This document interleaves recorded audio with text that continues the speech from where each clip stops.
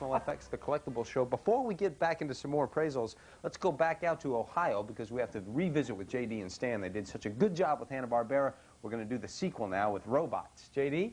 He's the man. He has just too much stuff to see. Yeah. Right now we're going to take a look at robots. So let's take a look at Atomic Robot Man. Tell us about these, Stan. Atomic Robot Man was probably made in the late 40s, made in Japan. These are handmade, very difficult to find. And the one on the right is the original, and then that's a reproduction. They just started making the reproduction. Here's a reproduction box. If you notice, it says Atomic Robot Man with a mushroom cloud over it. I don't know what the Japanese were thinking with that. Now, what's the story about in the original? It was used from beer cans and old tin. Supposedly, they didn't have resources after the war, of course. They were picking up tin cans from the GIs and supposedly making toys to export.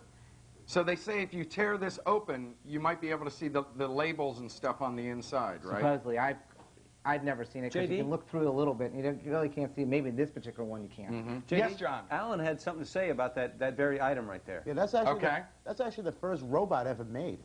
Ever made? Ever made. There was another one called Lilliput, which was supposedly made in the 30s. At the same time. They Well, came out actually, at it the came same out roughly within the same time. One of the first ones ever right there. That's amazing. Wow. And then if you look over here, we have Chief Smokey right here. And what's interesting about this says Mr. Chief. This says Chief Smokey. Why is it different? Who knows? No one knows why the Japanese do things. Maybe the guy who drew it and the person who put the litho on that didn't combine together. And this is from when? How old is it? Early 60s.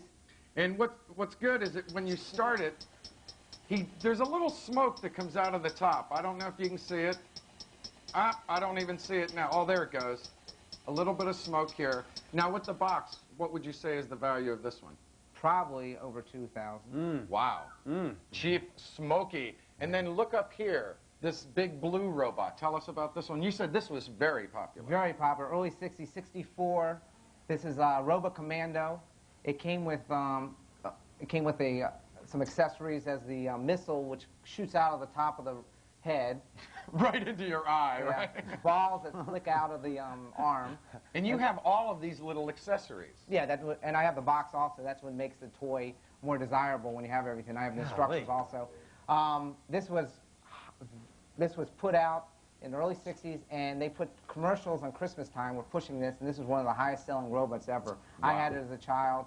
A lot of people had it as a child. But I bet you there aren't many left, right? No, there's quite a few, actually. Really? You see them coming up all the time. But sometimes you're missing the sticker, sometimes you're missing the accessories.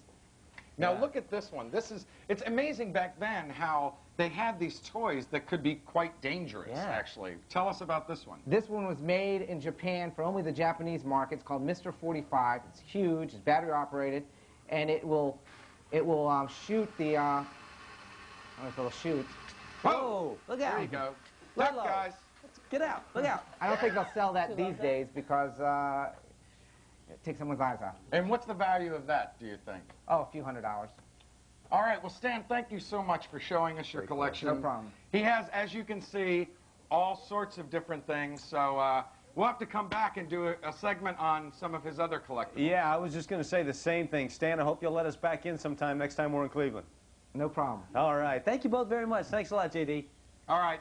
Gosh, Bye-bye. it's amazing, isn't it? Great. Let's go Great say stuff. goodbye to JD, tell him what a great job he did all week. And JD, that goes for the rest of the crew out there as well. Yes, let's hear it for the crew. Yeah. And we want to thank Stan for showing us both of his collections and giving us some impersonations. We want to also thank everyone in the Cleveland area. It's been a good week. Go Tribe. Sorry, John. That's all right. That's it from Cleveland. All right, let's get out of here. Before we leave, Isle Haynes on the road.